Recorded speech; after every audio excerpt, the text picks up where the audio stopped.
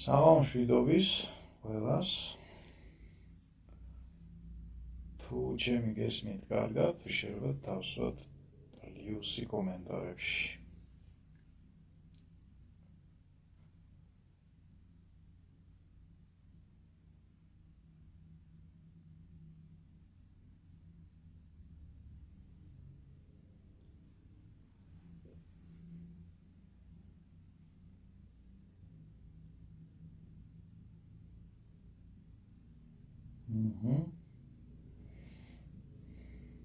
მადლობა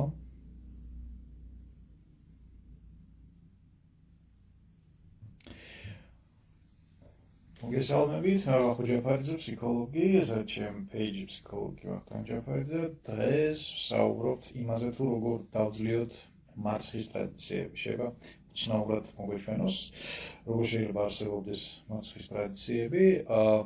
ზუსტად ამაზე მინდა რომ დავილაპარაკოთ, რა არის ეს, საიდან ყალიბდება, საიდან ჩნდება ზოგადად და არასთავარია როგორ დავძლიოთ. იმიტომ რომ მარცხის ტრადიციები არსებობს, ასე ვთქვათ, ინდივიდუალური, საოჯახო, საჯიშესაგვარეულო, არსებობს მარცხის ტრადიციები ჯგუფურ დონეზე, მთელი საზოგადოების დონეზე, ქვეყნის, რეგიონის და ასე შემდეგ, ხო? მაგრამ ეს დიდად არ ცვლის არსობრივად ამ მოვლენის, ასე ვთქვათ, რაობას, იმიტომ რომ საქმე ეხება რას. ჩვენ ვიცით, რომ ასე ვთქვათ, ჩვენს ცხოვრებას განაპირობებს ჩვენი ცნობიერი აზროვნება და ქვეცნობიერი აზროვნება. შესაბამისად, ჩვენს ცნობიერსა და ქვეცნობიერს შორის ურთიერთობა, ხო? არის შემდეგნაირი, ესე იგი, ცნობიერი შეიძლება წარმოვიდგინოთ კაპიტნის სახით, გემის კაპიტნის სახით, რომელიც განსაზღვრავს, საით უნდა იაროს გემა, ხო? განსაზღვრავს, ასე ვთქვათ, საბოლოო წერტილს, ან გემის სვლის მიმართულებას და ასე შემდეგ. ჩვენი ქვეცნობიერი წარმოადგენს ამ შემთხვევაში გუნდს, რომელიც ამ გემის მართვაში იღებს მონაწილეობას და, ასე ვთქვათ, უმეტეს ოპერაციას ასრულებს იმისთვის, რომ გემა ნორმალურად იფუნქციონიროს და, ასე ვთქვათ, საბოლოო ჯამში მივიდეს გემი წერტილში, რომელიც დასახა კაპიტანმა. შესაბამისად, ჩვენ ცნობიერად ვირჩევთ, ან უნდა ვირჩევდეთ იდეაში, ასე ვთქვათ, მიზანს, საით მივდივართ, უნდა ვირჩევდეთ პერსპექტივას, მომავალს, საზრის თუ გნებავთ, ხო? ხო და ჩვენი ქვეცნობიერი კი განაპირობებს იმას, თუ რა გზებით წავალთ აქეთ. შესაბამისად, გამომდინარე იქიდან თუ რა მიზანი დავსახეთ, ერთვება ჩვენი ქვეცნობიერი. მაგრამ აქ უნდა შემოვიტანოთ ესეთი საინტერესო განსხვავება. არსებობს ის თუ როგორ აღვიქვავ მე ამ მიზანს ცნობიერად, მაგალითად, მაქვს კონკრეტული მიზანი, ხო? და ვიცი, რომ მინდა ამ მიზნის მიღწევა, ვიცი როგორ მივხვდები, ასე ვთქვათ, რომ ამ მიზანს მივახციე და ასე შემდეგ. ჩემ ქვეცნობიერს შეიძლება ამასთან დაკავშირებით გქონდეს აბსოლუტურად სხვა აზრი. ჩემი ქვეცნობიერი შეიძლება ფიქრობდეს, მაგალითად, რომ მისთვის არ არის სასურველი ამ მიზნის მიღწევა. ჩემი ქვეცნობიერი შეიძლება ფიქრობდეს, რომ სასურველი კი არის პრინციპში, მაგრამ არ ღირს ჩიტირთუნად. ჩემმა ქვეცნობიერმა შეიძლება იფიქროს, რომ ამ მიზნის მიღწევა შეუძლებელია, ამ შემთხვევაში გამარჯვებაა შეუძლებელი ამ სიტუაციაში, ამ პირობებში. ჩემმა ქვეცნობიერმა შეიძლება იფიქროს, რომ იმისათვის, რომ მივაღწიო ამ მიზანს, ისეთი რაღაცები უნდა ვაკეთო, რაც ჩემთვის არის მიუღებელი, სინდისის, მორალის, საკუთარი თავის აღქმიდან გამომდინარე. ჩემი ქვეცნობიერი შეიძლება ფიქრობდეს, რომ პრინციპში ყველაფერი კარგი, მაგრამ ამ მიზნის მიღწევის შემდეგ ჩემი ცხოვრება ისე გართულდება, რომ რატო ავიტკიო თავი. ჩემი ქვეცნობიერი შეიძლება აბსოლუტურად სერიოზულად ფიქრობდეს, რომ ამ მიზნის მისაღწევად, ანუ გამარჯვების მოსაპოვებლად არ განაჩნია საჭირო უნარები, ან საერთოდაც ფიქრობდეს, რომ მე არ ვარ ამის ღირსი. აი ამ პუნქტებში თუ არ მეთანხმება ჩემი ქვეცნობიერი, ანუ ის მაქსიმალურად გამიძალიანდება და ეცდება, რომ ასე ვთქვათ, ჩემი გამარჯვება ჩაშალოს, ჩააგდოს ეს პროექტი. რატო? აბსოლუტურად უნდა გავიგოთ აქ ერთი მომენტი, რომ ქვეცნობიერი ეს არის რაღაცა ბოროტი პერსონაჟი, რომელიც ზის, ასე ვთქვათ, შენს ტვინში, შენს ფსიქიკაში და ცდილობს, რაც შეიძლება დიდი ზიანი მოგვეყენოს. არა, ჩვენი ქვეცნობიერი უბრალოდ არის, ასე ვთქვათ, ავტომატური პროგრამების ერთობლიობა, ხო? და შესაბამისად შეიძლება ავტომატურ დონეზე ვფიქრობდეთ ჩვენ, რომ ეს გამარჯვება, ეს შედეგი არის ან მიუღებელი, ან მიუღწეველი, ან მე ვარ უღირსი და ასე შემდეგ. ყველაფერი ის, რაც ჩამოვთვალე ზემოთ. გარდა ამისა, კიდევ არსებობს სამი, ასე ვთქვათ, საკმაოდ დამანგრეველი შინაგანი პროცესი ჩვენს ქვეცნობიერ აზროვნებაში, რომელმაც შეიძლება გამოიწვიოს მარცხი. ამ პროცესებს, ამ დამანგრეველ პროცესებს ქვია დესტრუქციული სცენარები. დესტრუქციული სცენარების რაოდენობა არის ბევრი, დაახლოებით 7 და შევა კიდევ უფრო მეტიც, ხო? ვარიაციებით, მაგრამ ჩვენ გვაინტერესებს ამ შემთხვევაში სამი სცენარი. პირველი სცენარი ჟღერს ასე. რომ მე ან ჩვენ ყოველთვის ვიქნებით აი ამ ცუდ დღეში. დავარქვათ ამ სცენარს პირობითად ყოველთვის, ხო? ესეთი აზროვნება ყალიბდება როგორც სიტყვიერად, ისე არასიტყვიერად. მაგალითად, წლების განმავლობაში უყურებ ტანჯვაწვალებას, ჯახირს შენს გარშემო, შენი ახლობლების, ასე ვთქვათ, იმ ცხოვრებაში, ვისთანაც ახლო ემოციური კავშირი გაქვს, შესაძლებელია მთელი საზოგადოების ცხოვრებაში ხედავ აი ამ გაჭირვებას, აი ამ მძიმე ცხოვრებას. გამომდინარე იქიდან, რომ ადამიანზე გარემო გაცილებით უფრო ძლიერად მოქმედებს, ვიდრე მას გონია და თვითონ გარემოზე მოქმედებს გაცილებით უფრო სუსტად, ვიდრე მას გონია, ასე ვთქვათ, ეს პროგრამა ნელ-ნელა ილექება და გადაიქცევა დესტრუქციულ სცენარად, რომელიც ჟღერს ასე. ჩვენ ყოველთვის უნდა ვიყოთ აი ამ ცუდ დღეში. ან ყოველთვის უნდა წავაგოთ, ან ყოველთვის უნდა, ასე ვთქვათ, გავიმეოროთ ეს იდიოტური რეალობა, რომელიც შევქმნით, ასე ვთქვათ, მანიაკალური მიზანდასახულობით უნდა გავაკეთოთ ერთი და იგივე კრეტინული არჩევანი და ასე შემდეგ. ვისაც არ გჯერათ ამის, მიიხედეთ გარშემო, შესაბამისად და შეაფასეთ, რამდენად წარმატებულია სოციუმი ზოგადად მთლიანობაში, რომელშიც მიმდინარეობს თქვენი ცხოვრება, ხო? იმიტომ რომ თქვენ, ასე ვთქვათ, გინდათ თუ არ გინდათ, ფსიქოლოგიური გადადების კანონით, ასე ვთქვათ, მთელი ეს სცენარი თქვენზეც მოქმედებს საკმაოდ ძლიერად. მეორე ტიპის სცენარი არის ამ სცენარის ინვერსია და ჟღერს როგორც არასდროს. პირველი თუ იყო ჩვენ ყოველთვის ვიქნებით აი ამ ქაქში ბოდიში გამოთქმაზე, ხო? მეორე ეს არის, რომ არასდროს ან ვერასდროს ვერ მივახცევთ აი იმ რაღაცა, ასე ვთქვათ, უკეთესობას, ნათელ მომავალს, კომუნიზმს, ნატოს, მარსზე გასვლას და ასე შემდეგ, ხო? თუ ჩვენში არსებობს აი ეს სცენარი არასდროს, ესე იგი, ჩვენი ქვეცნობიერი აკეთებს რას? როგორც კი გაჩნდება გარემოში რაღაცა შესაძლებლობა იმისი, რომ შეიძლება აი ეს, ასე ვთქვათ, წუმპე რამენაირად დავაშრო და ამოვიდე ამ რეალობიდან, მაშინ ირთვება, ასე ვთქვათ, ეს პროგრამა, რომელიც ამბობს ამას, რომ არასდროს არ გიქნება შენ აი ის შედეგი, ამიტომ, ასე ვთქვათ, მოდი და გაჩერდი. და ქვეცნობიერი თავს საბოტაჟის პროგრამას. მესამე ტიპის სცენა, ხო, ეს ასევე შეიძლება იყოს საზოგადოების აზროვნების ნაწილი. თუმცა ყველა, ასე ვთქვათ, საინფორმაციო ღრუდან გესმის შენი ცხოვრების დასაწყისიდან, ბავშვობიდან, ისტორიის ციკლს რო გადაშლი და იმაში რო წერია და ჩვენ ყოველთვის ტანჯვაწვალება მტერი აოხრება რა.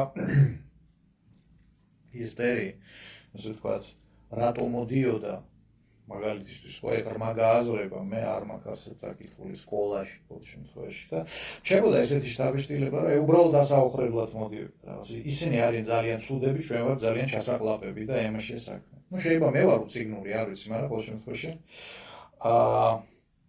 ზოგადად ეს მითოლოგიური გამითებული ისტორია, როგორც ასეთი მითოსი, სადაც ჩვენ ვართ კეთილი ნათელი ძალა, დანარჩენი არის გარშემო ბნელი და მოკლედ ყველაფერი თავდება ტრაგიკულად, ხო? რაც ასე ვთქვათ, ძალიან ცუდი, რომელიც გიდებს თავში ზუსტად აი ამას, რომ ან ყოველთვის ვიქნებით აი ესეთი ტანჯვა-წვალების მდგომარეობაში და ვერასდროს ვერ გავარღვევთ, ანუ გადარჩენისთვის ბრძოლის ფორმატს ვერასდროს ვერ დავძლევთ და ასე ვთქვათ, კომფორტულ ცხოვრებას, ასე ვთქვათ, უსაფრთხო ცხოვრებას, სტაბილური პერსპექტივით ვერასდროს ვერ შევცვლით. აი ამას გიდებს თავში, ასე ვთქვათ, ძალიან ბევრი ის მასობრივი ხასიათის ინფორმაცია, მითოლოგია, ნარატივი, რომელიც ასე ვთქვათ, ესეთი მასობრიობით ვრცელდება. მესამე სცენარი არის სცენარი თითქმის. ეს არის კიდევ უფრო საინტერესო რაღაცა, რაც ნიშნავს სცენარი თითქმის. აი თითქმის ამოვედით, თითქმის შევძელით, აი ცოტაც და ბახ, ბოლო მომენტში ან შენაკეთებ რაღაცას, ან ხდება რაღაცა საშინელება, ტრაგიკული რაღაცა. მახსოვს ეს პოეტური ტექსტები ისტორიის ციკლში. რომ აი ჩვენს თავზე ბედის ბორბალი უკუღმა დატრიალდა. ხო, აი არსებობს რაღაცა ბოროტი ბედი, რომელიც რაღაცას გვერჩის. და შესაბამისად, აი ზუსტად იმ მომენტში, სადაც ასე ვთქვათ, სამშვიდობოს უნდა გასულიყავი, всё. იწყება ნოლიდან, ეს შთაბეჭდილება, გეგონება, აი ბოდიში ესეთი მეტაფორები, აი უნიტაზიდან ამოდიხარ, ინსტა მოვიდა ვიღაცამ და წყალი ჩარეცხა. და ისე იქ, ასე ვთქვათ, სასტარტო პოზიციაზე აღმოჩნდი მარტივად, რო ვთქვათ. შესაბამისად, არსებობს ეს სამი დამანგრეველი სცენარი, როგორც ინდივიდუალურ ქვეცნობიერში, ისე კოლექტიურ ქვეცნობიერში, ხო? ასე ვთქვათ, მასობრივ გონში, რომ ყოველთვის ვიქნებით აი ამ სასწაულად დამპალ მდგომარეობაში, ვერასდროს ვერ გავალთ, ასე ვთქვათ, ფონს და ვერასდროს ვერ შევქმნით არა გადარჩენისთვის ბრძოლის ფორმას, არამედ ცხოვრებას, მთელი, ასე ვთქვათ, აქედან გამომდინარე სიამოვნებებით და მესამე ეს არის აი თითქმის შევძელით, თითქმის გამოგვივიდა. პრობლემა არის იმაში, რომ სანამ ეს სცენარები, სანამ ეს პროგრამები არსებობს ქვეცნობიერში, როგორც ერთი ადამიანის, ისე კოლექტიურად, ასე ვთქვათ, ხო, კულტურულ კომუნიკაციაში, ასე ვთქვათ, მასობრივ კომუნიკაციაში, მედიაში, სადაც გინდა. სანამ ეს არსებობს, მანამდე ჩვენ, როგორც ინდივიდები და როგორც საზოგადოება, ქვეცნობიერად ვცდილობთ, შეიძლება ძალიან უცნაურად მოგეჩვენოთ, მაგრამ ქვეცნობიერად სულს დამარცხება. რატომ? იმიტომ რომ ჩვენი ქვეცნობიერი არის მოწყობილი ძალიან ორიგინალურად. როდესაც ჩვენ გვიდევს რაღაცა სცენარი, საერთოდ ჩვენს ასე ვთქვათ, ამ ქვეცნობიერ გონს საერთოდ არ აინტერესებს ჭეშმარიტება. მას აინტერესებს ერთი რამ, რომ ის რისიც სჯერა განახორციელოს რეალობაში. ბუდიში. შესაბამისად, უმარტივესი ამბავია, ხო? თუ მე მჯერა, რომ ყოველთვის ვიქნები ესე იგი ქვეცნობიერად უნდა მივიღო ისეთი გადაწყვეტილებები, რომ ყოველთვის დავრჩე აი ამ არასახარბიელ მდგომარეობაში. თუ მე მჯერა, რომ არასდროს არ მექნება ის, რაც მინდა, მაშინ წარმატებით სულ გვერდი უნდა აუვარო, ასე ვთქვათ, ჩემი ცხოვრების და ყოფიერების უკეთესობისკენ შეცვლის შესაძლებლობებს. ხო, აი ეს უნდა მოვიქცე, იქნება არც არსებობს ეს რაღაცები. თუ მიდევს, ასე ვთქვათ, სცენარი თითქმის, მაშინ აი ბოლო მომენტში, აი თითქმის რომ გაიმარჯვე და აი ცოტაც და ჩემპიონი ხარ. აი მან რაღაცა იდიოტობა უნდა გააკეთო, ან რაღაცა იყო გასაკეთებელი და არ გააკეთე, ან არ უნდა გაეკეთებინა და გააკეთე რაღაცა მომენტში და ასე ვთქვათ, მთელი პროექტი უნდა ჩამოიშალოს მარტივად, ხო? ჩვენი ქვეცნობიერი ცდილობს, რომ ნებისმიერ ფასად რაც უნდა დაუჯდეს, გაატაროს ეს დესტრუქციული სცენარები ცხოვრებაში, რეალობაში. რატო? იმიტომ რომ, როდესაც ეს მართლდება, რისიც მე მჯერა, ამ დროს ჩვენ ვღებულობთ ბედნიერების ჰორმონების ცხენის დოზას. ენდორფინი, სეროტონინი, ეს მთელი კოქტეილები და ვართ გადასარევად. ანუ ორგაზმთან მიახლოებული მდგომარეობაა მარტივად. აი ნებისმიერ ადამიანს შეხედეთ სახეზე, რომელ სიტუაციაში იცით, აი რაღაცა ყველაფერი რო ჩავარდა, სულ დამთავრდა და რო ამბობს, აი მე ხო ვამბობდი, რომ ესე მოხდება. იმ მომენტში გეგონება ის წუხს, რომ ასე ვთქვათ, ყველაფერი დამთავრდა სულად, მაგრამ რო შეხედო არავერბალურ გამოვლინებაზე, თვალის გუგების გაგანიერებაზე, სუნთქვის ტიპზე, ანუ სექსუალური აღგზნების ყველა ნიშნები აქვს. სიამოვნებაზე ანიცდის იმ მომენტში ეს ადამიანი, მაგრამ ვერაცნობიერებს, იმიტომ კი არა რომ სუდი ადამიანია და უხარია რომ დედა რა კაია რომ ყველაფერი ჩავარდა. და აი ამ მატრიცაში, ხო, აი ეს ტრადიცია, ესეთი აზროვნების ტრადიცია ყალიბდება საკმაოდ დიდი ხანია უკვე. ბევრს მეცაც გეტყვით. ყალიბდება გარკვეული ტიპის მეხსიერება. ანუ ადამიანს შეიძლება დავაჯეროთ, რომ მას ჰქონდა ესა თუ ის წარსული. საზოგადოება შეიძლება დავაჯეროთ, რომ მას ჰქონდა ესა თუ ის წარსული. მაგალითად, როდესაც ჩვენ საუბრობთ იმაზე, თუ რა პერსპექტივებს სახლ. ჯერთი, აგერ 45 წლის ხდები და მე ვერ გამოვიტანე დასვნა, ხო? მაგალითად, ჩვენ საზოგადოებაში ერთ-ერთმა ადმინისტრაციამ ვერ ჩამოაყალიბა გასაგები, ასე თუ ისე, ყველასთვის. რა მიზანი გვაქვს, საჯანდაბაში მივიდეთ, რას ვაშენებთ, რას ვქმნით, რა ხედვა გვაქვს განვითარების, ხო? როდესაც ჩვენ არ ვიცით, სად მივდივართ, როდესაც ჩვენ არ ვიცით, რას ვაშენებთ, რა უსაფრთხოების მოდელი გვაქვს, რა ეკონომიკური განვითარების მოდელი გვაქვს, და ყველაფერი დარჩენი, რა კულტურული განვითარების მოდელი გვაქვს. აქედან გამომდინარე, არ იცი, რა განათლება მიიღო, რა ისწავლო, ფული რაში დააბანდო, შვილებს რა ასწავლო და ასე შემდეგ, ეს ქმნის შფოთს. ამ შფოთის დაძლევის მექანიზმი არის ინდივიდუალური გადარჩენისკენ ლტოლვა, რომელსაც, ასე ვთქვათ, ქვია ჩვენი ტრადიციული სპორტის სახეობა ღალატი. შესაბამისად, როდესაც არ არის რაღაცა გამაერთიანებელი, ყველასთვის გასაგები, პერსპექტივის ხედვა, საითქეთ მივდივართ, რას ვქმნით, იმ ენერგიის ძალისხმევის დროის მომენტაც გარდა იმისა, რომ მე და ჩემი ოჯახი ვიყოთ კარგად, ხო, ამის გარდა რას ვქმნით საერთოდ? აი ეს უც არის გაუგებარი, მაქსიმალურად ბუნდოვანი. და რა ვიცი, ვინმე შეგიძლიათ, რომ ხმა მოიღოთ და თქვათ, რომ 100 კაცი რომ გავაშეროთ ეხლა ქუჩაში, ხო? ვკითხოთ, აი, სად მივდივართ, ვიცი, რას ვაჟენებთ? გარდა ბრტყელი ლოზუნგების და სტანდარტული ფრაზების, რომლის უკანაც ვერანაირი ახსნა რაციონალური აღდა საერთოდ არაფერი არის. ვერ ვიტყვით, ხო? შესაბამისად, აქედან გამომდინარე, თუ არ ვიცით, სად მივდივართ, ხო გახსოვთ, როგორ თავიდან იცით დავიწყეთ, ჩვენი ცნობიერი არის კაპიტანი, ქვეცნობიერი არის გუნდი გემის. ესე იგი, კაპიტანს ჩვენს გემის კაპიტანი ღმერთმა იცის სად არის, იმიტომ რომ მან უნდა შესთავაზოს გუნდს, ხო? ის სად მივდივართ, რას ვაკეთებ. რა მომავლის ხედვა გაქვს. არ არის ეს ფუნქცია. ხმას ვერ იღებ, შეიძლება თვითონ იცის, გამირანგულში მღეროდა რაღაცა, მაგრამ ისეთ ენას გასაგებ ენაზე გუნდმა არ იცის სად მიცის. შესაბამისად, გუნდი რითი სარგებლობს ტრადიციებით.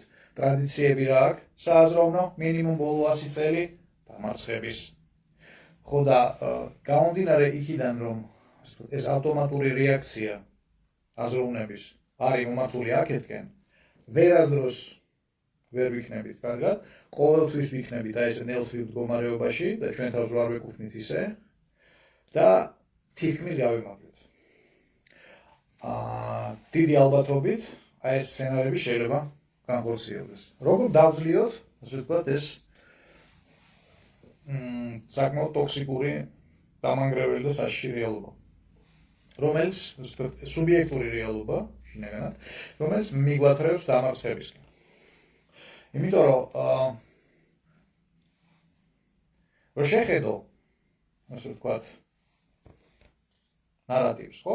აი იმ სიუჟეტის გაგრძელებას საითქენ უნდა წავიდეთ, ეს არის გმირული გარდაცვალება. ხო, რაღაცა ტანჯვა წამებით, აპლოდისმენტებით, გადასარევი საუნდტრეკის ფონზე, შემწვარი მწვადის სუნზე, ასე ვთქვათ, ბოლო ამ ისტორიის არის ანიგილაცია, ასე ვთქვათ. ხო? და ამ შემთხვევაში ან ვიწყებთ გააზრებას, იმისთვის რომ ეს ავტომატური სცენარი, რომელიც მიგატარებს უსკრულში, დაძლიო. ამისთვის უნდა დაიწყო აზროვნება. პირველ რიგში, თუ ინდივიდუალურ დონეზე გვაქვს, თუ ასე ვთქვათ, დამარცხების ტრადიცია იქცა, შენი ცხოვრების ტრადიციად, აი რამდენიმე წელია არ გამოგდის, ასე ვთქვათ, შედეგიანობის ამაღლება, ხო? ამ შემთხვევაში პირველი რაც უნდა გავაკეთოთ, მიზანი უნდა დავსახოთ სწორად და გავარკვიოთ სად. სწორი მიზანდასახვა მოიცავს 4 პუნქტს, მარტივად, ხო? არ აქვს მნიშვნელობა, ეს არის პიროვნული მიზანდასახვა, ეს არის საოჯახო მიზანდასახვა. სხვა შორის საოჯახო მიზანდასახვა არის ძალიან სასარგებლო და აქტუალური რაღაც. არსებობს ესეთი ცნება, როგორც საოჯახო ფსიქოლოგიური კონტრაქტი. არის ნოტარიუსში რო აწევს საქორწინო კონტრაქტს. ფსიქოლოგიური კონტრაქტი. ანუ შეთანხმება იმაზე, თუ რა მომავალს ვქმნით ჩვენ როგორც ოჯახი, ხო? აქედან გამომდინარეობს როლების განაწილება, აქედან გამომდინარეობს, ასე ვთქვათ, ძალისხმევა ოჯახის წევრების და ამ შემდეგ. როდესაც ეს თანხმობა არ არსებობს, თუ უბრალოდ ვართ, ну, ესეთი სისტემა შეიძლება ძალიან მალე დაინგრეს, როგორც კი ემოციურად ცოტა, ასე ვთქვათ, ნაკლებად ვნებიანი გახდება სიტუაცია და მე შვილების გულისთვის ვსხეთქარ და თქვენს რო უყურეთ და ვთქვათ, თან მეზობლის ცოლს რო უყურეთ მეორე თვალით. Εμάς სიტუაციაში რო არ აღმოჩნდეთ, ხო? აი თუნდაც ოჯახში უნდა მოხდეს ეს მიზანდასახვა. არ აქვს მნიშვნელობა, ეს შეიძლება მოხდეს საზოგადოებრივ დონეზე, შეიძლება მოხდეს ჯგუფურ დონეზე. მასშტაბს მნიშვნელობა არ აქვს. 4 პირობა უნდა დავიცვათ. პირველი, ძალიან ზუსტად უნდა გავარკვიოთ საით. არა საიდან მოვდივართ, რას გვინდა გამოვექცეთ, ხო? არამედ რას გვინდა მივახციოთ. ხო? პოზიტიურად უნდა იყოს ჩამოყალიბებული თვითონ, ასე ვთქვათ, მიზნის ფორმულირება. რას სურს მივახციო. მეორე მომენტი, აუცილებლად უნდა იყოს ძალიან კაფეოდ ჩამოყალიბებული კრიტერიუმები. როგორ მივხვდებით, რომ ამას მივახციეთ, ხო? რას დავინახავთ უყვალურად? რას გავიგონებთ, რას ვიგრძნობთ? რის გაკეთებას შევძლებთ, რაც მანამდე ვერ შეგვეძლო? როგორ შეიძლება გავზომოთ მიღწეული შედეგი, რა მაჩვენებლებში შეიძლება გავზომოთ მიღწეული შედეგი. ეს არის მეორე კრიტერიუმი. ანუ მიზანი უნდა იყოს ძალიან კარგად გარკვეული იმ ამბავში, როგორ მიხვდები, რომ მან ხარ. შეიძლება ვიღაც ესე ჩვენება, ну როგორ მიხვდები, აი მომეცით და ნახავთ თუ ვერ მიხვდები, მაგრამ დამიჯერეთ ჩვენი ქვეცნობიერი, ეს გუნდი, ხო? გენის კაპიტანი არა, გუნდი, სხვანაირად აზროვნებს. მესამე მნიშვნელოვანი კრიტერიუმი, რა რესურსებს ეყრდნობი, ხო? აი იმის გააზრება უნდა გქონდეს, რა რესურსებს ეყრდნობი, რა ვიცი ამ მიზნის რეალიზაციისთვის, რა უნარებს ვფლობ, რა გამოცდილება მაქვს, რა ჩვევები მაქვს, რა გარე რესურსები მაქვს, ფული, ქონება, კონტაქტები, ინფორმაცია, ცოდნა, განათლება და ასე შემდეგ. და კიდევ ერთხელ რესურსების მასშტაბურობას არ აქვს ამ შემთხვევაში დიდი მნიშვნელობა. მაგრამ ზუსტად უნდა ვიცოდეთ, რას ვეყრდნობით. ხო, იმიტომ რომ იმის გააზრება თუ რას ვეყრდნობით, განსაზღვრავს ჩვენი ამბიციების მასშტაბურობას. და მეოთხე მნიშვნელოვანი მომენტი ძალიან მიზანდასახვაში. როგორ ვაპირებთ იმ პოზიტიური, ასე ვთქვათ, კარგად ფუნქციონირებადი რაღაცეების შენარჩუნება ჩვენ ცხოვრებაში, რაც უკვე გვაქვს. იმიტომ რომ თუ ჩვენ დავსახეთ რაღაცა მიზანი და არ ვითვალისწინებთ, ასე ვთქვათ, ну, ძალიან მარტივი მაგალითი, ხო? მინდა კარიერული ზრდა, მაგრამ ვერ ვითვალისწინებთ მაგალითად იმას, რომ ამ შემთხვევაში მომიწევს ორჯერ უფრო მეტი დროის დახარჯვა სამუშაოზე და ეს დრო მოაკლდება ჩემს ოჯახს. ამას თუ ვერ ვითვალისწინებ, თუ არ გავიაზრე, ასე ვთქვათ, ხო? აუცილებლად დამეწყება პრობლემები ოჯახში. იმისთვის რომ ეს რაღაცეები ავიცილოთ თავიდან, სტარტზევე უნდა დავსვათ შეკითხვა, აი სანამ სულაც დავიწყებთ წინ დამოქმედებას, რა გვაწყობს ამ რეალობაში, რომელიც გვაქვს ახლა, იმიტომ რომ სავარაუდოდ ბევრი რაღაცა გვაწყობს, ბევრი რაღაცა, ასე ვთქვათ, კარგად ფუნქციონირებს. როგორ ვაპირებთ ამის შენარჩუნებას სასურველი შედეგისკენ სვლაში. ძალიან ხშირად შეიძლება გაიგონოთ, რომ არა ვერანაირად ეს ვერ შენარჩუნდება, ეს არის ერთმენა წარმოდგენების ამბავი, ისევ და ისევ.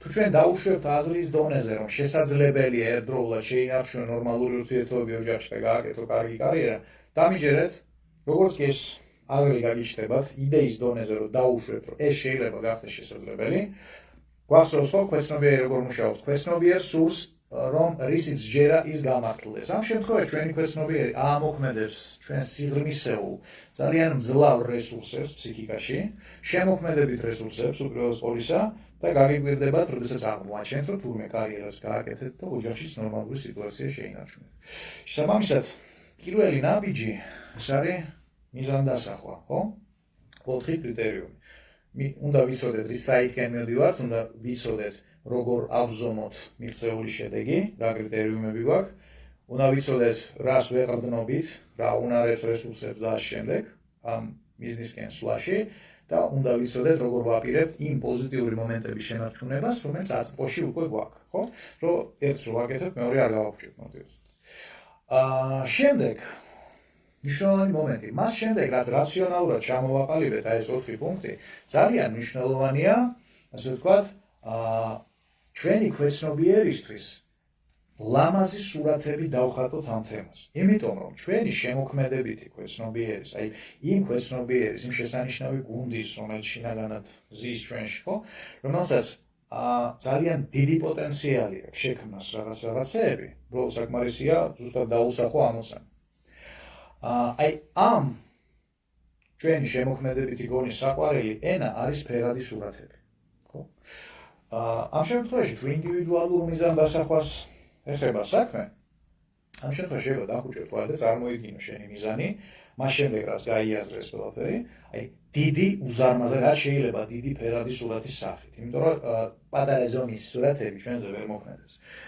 ბოლო რამდენიმე რამდენი წელია ხო 10 წლეული 20 წელი ადამიანები იყურებიან უმეტესწილად ტელეფონში სხვა gadget-ებში ასე ვთქვათ ტელევიზორში პლანშეტებში და შემდეგ ადამიანები გადაეჩვიათ დიდი ზომის სურათებით აზროვნებას ესეთი პატარა სურათებით აზროვნებას ესეთი სურათები ემოციას ვერ იწვევს ადამიანში თუ რაღაც საშინელება არ არის ხო ეხლა დიდ ეკრანზე ნანახი ფილმი და ტელეფონში ნანახი ფილმი აშკარად სხვადასხვა ემოციურ შთაბეჭდილებას ახდენს ადამიანზე ხო შესაბამისად იმისათვის რომ ენერგია გაჩნდეს სამოქმედო აი ამ მიზნის გამოსახულების ზომა უნდა იყოს დიდი კომუნისტები იდიოტები კი არიან რომ უზარმაზარი ზომის ლენინის და სტალინის თავები დაკონდათ იქით-აქეთ პლაკატებში გადასარევად იცოდნენ ასე ვთქვათ რომ ცუდად გამომივა მაგრამ ზომას აქვს მნიშვნელობა ამ შემთხვევაში თუ არ კარგად გამომიშევ კარგად გამომიშევ ხო და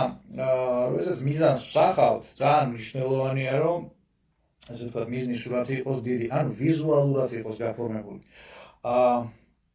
როგორ წარმომიდგენია ეს რეალობა აი დანახული თვალით თუნდაც ფანტაზიის დონეზე ხო თუ საუბარია კოლექტიურ მიზანდასახვაზე გუნდი ყავთ მაგალითად ხო აუცილებლად გააკეთეთ თქვენი მიზნის ვიზუალიზაცია რაღაცნაირად ხო პრეზენტაციები პლაკატები და შემდეგ თუ საუბრობთ საზოგადოებაზე კინემატოგრაფი ამისთვის უნდა იყოს შექმნილი ისე რომ დავფიქრდეთ ხო იმიტომ რომ ამერიკელები იდიოტები კი არ არიან რომ მათი ფილმები happy end-ით მთავრდება და არა ისე რომ ფილმს ნახავ და ამის შემდეგ ინა პანჯიდან გადახდა რომელიც გიდებს თავში რომ ნუ არაფერი გიშველებათ მიშა ჟვანესკი რო წერდა ხონებული რაცა უნდა დამართვა ადამიანს მაინც სასაფლაოსკენ მიხოხავსო და შესაბამისად მეორე მნიშვნელოვანი პუნქტი მას შემდეგ რაც გავიაზრეთ ჩვენი სწორედ მიზანი რაციონალურად შემდეგ ვთარგმნოთ ეს ჩვენი ქვეცნობიერისთვის ვიზუალური სურათების ენაზე აი ამის შემდეგ შეიძლება გადავიდეთ ასე ვთქვათ ნაბიჯების გააზრებაზე რითი ვიწყებთ შესაძლებელია მთელი გეგმა ჩვენთვის ცნობია მაგრამ გამომდინარე იქიდან რომ ვიცით სად გვინდა აღმოჩნდეთ პირველი რამდენიმე ნაბიჯი თუ ვიცით აი ამით შეიძლება დავიწყოთ და კიდევ ერთი ძალიან ისეთი საინტერესო ხრიკი როდესაც სწავლობდნენ გენიოსებს ხო გენიოსების შესწავლის პროექტის არსებობა დედამიწაზე ანუ რითი განსხვავდება გენიოსი და ასე ვთქვათ სუპერპროფესიონალი რაღაცა დარგში აღმოაჩინეს დაახლოებით 20-მდე განსხვავება აზროვნებაში ასე ვთქვათ ალგორითმების სხვაობაში ერთ-ერთი იყო ის რომ გენიოსები წარმოიდგენენ ესეთ წარმოსახვით მოგზაურობას მომავალში, აი შეუძლებელ მიღწევაში, ყველას რო შეუძლებელი გონია. ეს ადამიანი ამას წარმოიდგენს, რომ აი უცებ აღმოჩნდა იქ სადაც ეს გახდა შესაძლებელი, რაღაც ზღაპრულ რეალობაში. მაგალითად, მოდი წარმოიდგინოთ, თუ ტელეფონები არ მობილური კავშირი არ არსებობს, საერთოდ, ხო? თუ ვიღაცამ წარმოიდგინა ფანტაზიის დონეზე, უცებ აღმოჩნდა იქ. შემდეგ რას აკეთებს გენიოსი? შემდეგ წარმოსახვაში ტრიალდება ესე და იწყებს ფიქრს. აი აქამდე როგორ მოვედი? ასე ვთქვათ, დროში მოძრაობს მომავლიდან უკუღმა. ერთხელ, ორჯერ, 100-ჯერ, ცოტა ხანში მას უჩნდება იმ ამოცანების ხედვა, რაც უნდა გადაწყვიტოს იმისთვის, რომ შეუძლებელი გახდეს შესაძლებელი. შესაბამისად, ერთ-ერთი ჩვენი პრობლემა სხვათა შორის არის იმაში, რომ ჩვენ კაი ხანია როგორც საზოგადოება შეუძლებელ მიზნებს აღარ ვისახავთ. ისეთ ამბიციურ რაღაცებს აღარ ვისახავთ, რომ გვჭირდებოდეს, ასე ვთქვათ, რეალური დაძაბვა შემოქმედებითი პოტენციალის, ხო? შესაბამისად, ინდივიდუალურ დონეზე იქნება თუ საზოგადოებრივ დონეზე, როდესაც გააქვს ესეთი ამბიციური მიზანი, რომელიც ნუ გამოვა არ გამოვას, ასე ვთქვათ, არის რთული, ამბიციური, რთული, მაგრამ აი რაღაცა ერთი შანსი გააქვს, ხო? ძალიან სასარგებლოა, რომ აი ამ ხერხს მიმართო, წარმოვიდგინოთ, რომ აღმოჩნდით დროში წინ, მომავალში და გამომივიდა. და შემდეგ ვფიქრობ, ეს როგორ გამომივიდა. აი, უბრალოდ წარმოიდგინეთ ფანტაზიის დონეზე, რომ უბრალოდ უნდა გავიხსენო, აქ როგორ აღმოჩნდი. ამას რო გააკეთებ ერთხელ, მერე მეორედ, მერე მესამედ, ასე ვთქვათ, ცოტა ხანში აღმოაჩენ, რომ ინფორმაციაც გაგიჩნდა შესაბამისი. ადამიანებიც გამოჩნდა, რესურსებმაც იმატა. და რაღაცა მომენტში უბრალოდ აღმოაჩენ, რომ ის, რაც მიგაჩნდა შეუძლებლად, გადაიქცა პროექტად, რომელიც არის შეიძლება რთული, მაგრამ რეალიზებადი. შესაბამისად, რეზუმე რო გავაკეთოთ. ჭირდება სულ რამდენიმე რაღაც. პირველი, სწორად ჩამოვაყალიბოთ აუცილებლად მიზანი, იმიტომ რომ როდესაც მიზანს არ ვაყალიბებთ, ერთი და იგივე დესტრუქციული სცენარები ტრიალებს. რატო დესტრუქციული? იმიტომ რომ გარშემო კონტექსტი გიტენის თავში ინფორმაციას იმის შესახებ, რომ ყველაფერი ცუდად იქნება. ეს არის პრობლემა.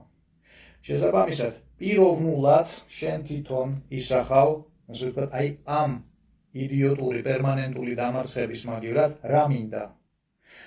ვაყალიბებთ მიზანს, შემდეგ ამ მიზანს ვთარგმნით ქვეცნობიერისთვის გასაგებ ვიზუალურ ენაზე, შემდეგ წარმოვიდგენთ, რომ აღმოჩნდით მომავალში, სადაც ამის განხორციელება შევძელით, რთული იყო, მაგრამ მაინც გამოგვივიდა. შემდეგ წარმოვიდგენთ აი ამ გამოვლილ გზას და ბოლო საინტერესო რაღაც. ყველა ძალიან შედეგიანი ადამიანი, ვისთანაც მიმუშავია, აბსოლუტურად ყველას აქვს ესეთი საინტერესო მენტალური ჩვევა. მათ აქვთ გლობალური ხედვა, აი სად გვინდა მივიდეთ, რა გვინდა შევქმნათ, აი ეს დიდი გამარჯვება რა არის წინ, აი უზარმაზარი სურათი აქვთ სკონებრივად დახატული. შემდეგ რას აკეთებენ? წარმოიდგენენ, რომ აღმოჩნდნენ ამ მომავალში, აი რაღაცა ძალიან სასიამოვნოდ რო იქნება, რო ოცნებობ და დედა რა გაია. აი აქ ადამიანთა უმეტესობა შევდება ხოლმე ამ ოცნების შემდეგ. მაგრამ ესენი რას აკეთებენ? აი ხო შევიდა ემოციურად იგზნო ეს ყველაფერი, იგზნო როგორი კაია, როცა ეს ყველაფერი იქნება და გამარჯვების სუნი და სასიამოვნო. აი მე წარმოიდგენს, რომ დაბრუნდა დღევანდელობაში და ფიქრობს, შემდეგი 24 საათის განმავლობაში რას ვაკეთებ? რა კონკრეტულ ნაბიჯს ვდგავ? საინტერესო არის ის, რომ აი ეს ხედვა ჯერ ხო აი ამ დიდ გამარჯვებაზე დაფიქრდა. ამან აავსო ენერგიით, დაიმუხტა ადამიანი, ენერგიით, ინსპირაციით, ასე ვთქვათ, მუზაზე მოვიდა.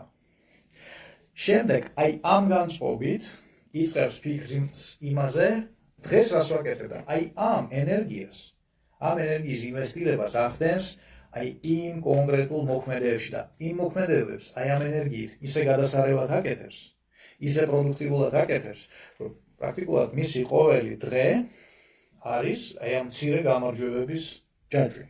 კიდევ საინტერესო ჩვევა აქვს.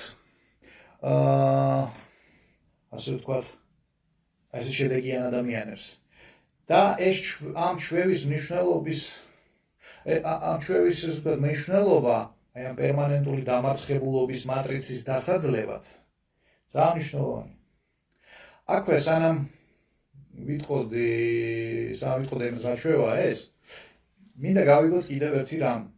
ჩვენი ტვინი ბიოლოგიურად ისე არის აწყობილი, რომ მას ჩვეული სიტუაცია უსაფრთხო გონია. აი, რო ხარ სიტუაციაში, სადაც მუდმივად გიბრახუნებენ თავში, მაგრამ ეს გრძელდება 10 წელი, 20 წელი, 100 წელი, 200 წელი, 300 წელი და ასე შემდეგ. რაღაცა მომენტში შენ გონია, რომ ეს არის უსაფრთხო სიტუაცია. ნუ შენ როგორც ცნობიერად არა ტვინს გონი. და მას ეშინია, რომ აი ეს რეალობა, დისკომფორტული, საშინელი რეალობა მიატოვოს, იმიტომ რომ ქვეცნობიერად ჯერა რომ ეს არის უსაფრთხო. და აი აქ ჭირდება უბრალოდ გაცნობიერება იმისა, რომ ეს ესე მუშაობს. და ასე ვთქვათ, ყველაფერი ის, რაც მანამდე ჩამოვთვალეთ, მათ შორის გვეხმარება იმაში, რომ გავაცნობიეროთ, რომ შეიძლება, ასე ვთქვათ, ამ ნაცნობი რეალობიდან სწორად გავიდეთ, ხო, იმისთვის, რომ ცვლილებები იყოს თანდათანობით და კომფორტული.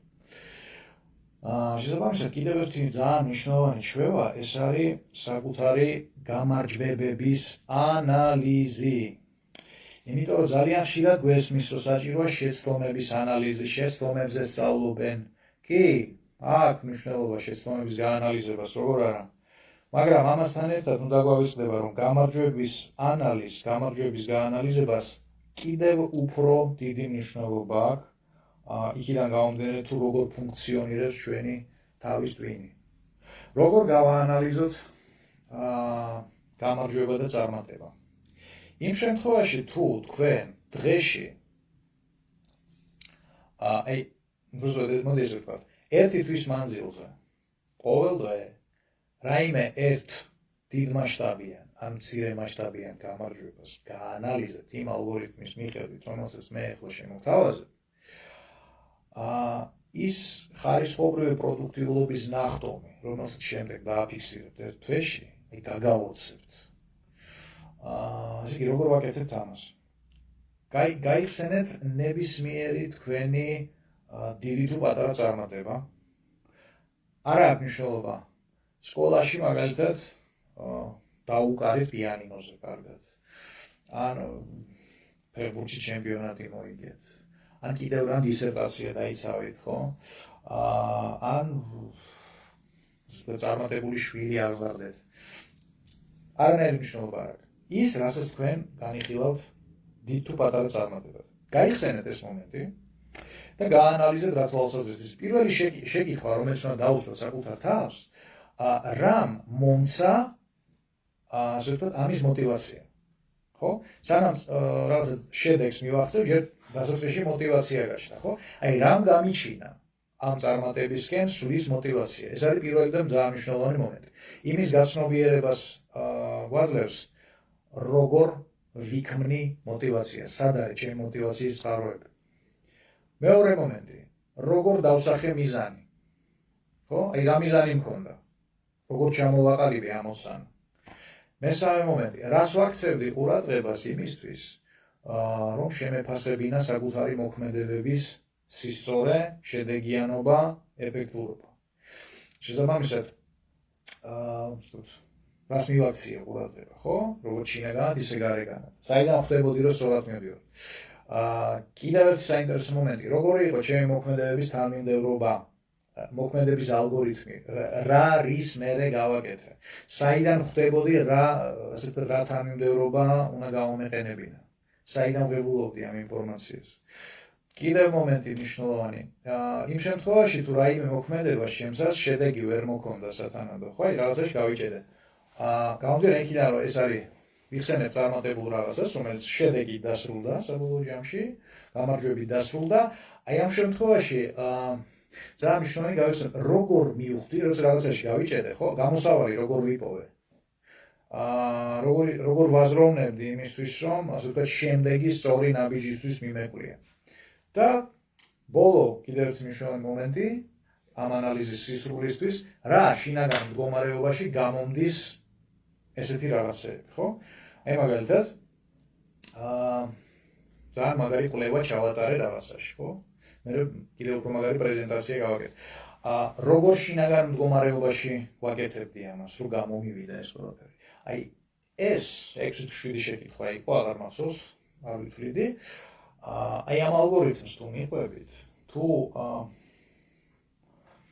ასეთნაირად ერთი თვის მანძილზე დამიჯერებთ და დღეში რომელიმე ერთ წარმატებას თქვენსას არ აქვს მნიშვნელობა რამხელა მასშტაბის წარმატება იყო, ხო? აი რაღაცა რომ კარგად გამოგივიდა, კარგად რო გააკეთეთ. აი ამის დღეში ერთი ესეთი ეპიზოდის ანალიზი თუ გააკეთეთ, აი ამ ალგორითმის მიხედვით თქვენი პროდუქტიულობა A გაიზრდება, B იმის რწმენა, რომ თქვენ გაქვთ გამარჯვების ძალიან დიდი პოტენციალი თქვენს ქვეცნობიერში გამყარდება ძალიან მაგრად. და ასე ვთქვათ, თქვენში პირობითად რო ვთქვათ, გაიზრდება გამარჯვებული ადამიანის twin-ი. და კიდევ ერთი მნიშვნელოვანი მომენტი. საკუთარი თავის აღქმა შეგეცვლებათ მნიშვნელოვნად. გამოგიმუშავდებათ ჩვევა, უპირველეს ყოვლისა შეამჩნიოთ ეფექტური, ქმედითი ალგორითმების, სტრატეგიები და რესურსები, რატო აქვს ამას მნიშვნელობა. ეხლა იმედია ყველანაირად არის, მაგრამ ჩემ დროს სკოლაში როგორ იყო? რამდენი შეცდომას დაუშვე, ყველას წითელ პასტას გაუსმევდნენ ხოლმე ესე და გიჩვენებდნენ, აი რამდენი შეცდომა დაუშვი. ანუ დაშვებულ შეცდომებზე უფრო დიდი აქცენტი ხდებოდა, ვიდრე წარმატებებზე.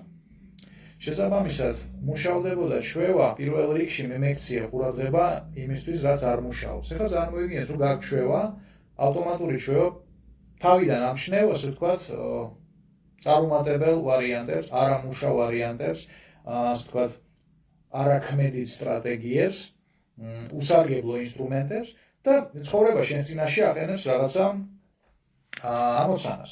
პირველი ავტომატურად რა ხდება? twin-ში გიტივდება, ესე ვერა და ბოლოში აი რო გახო, ხო აი ვიპოვეთ ეს. მაშინვე არ მოდის ეს.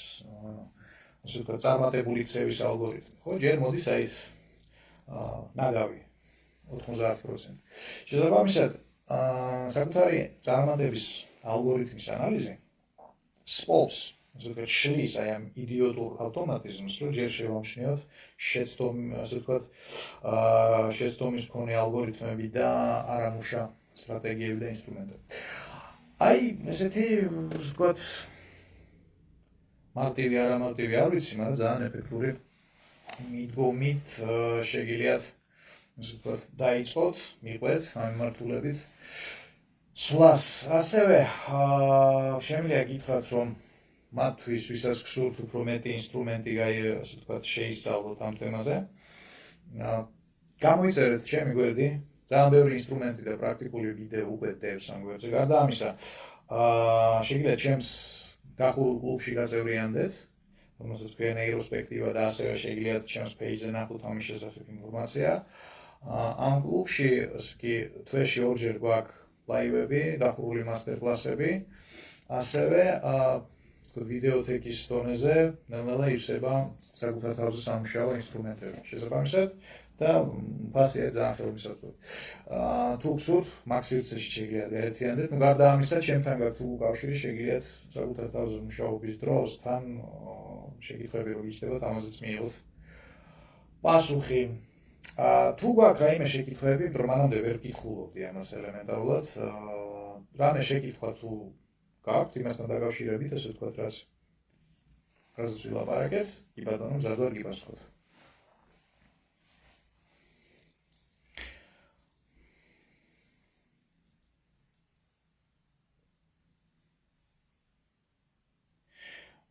საინტერესო შეკითხვა, სწრაფად სწორი გადაწყვეტილებების უნარიც გამომუშავდება? კი ბატონო, გამომუშავდება, აქ უნდა გავიგოთ ერთი რაღაცა.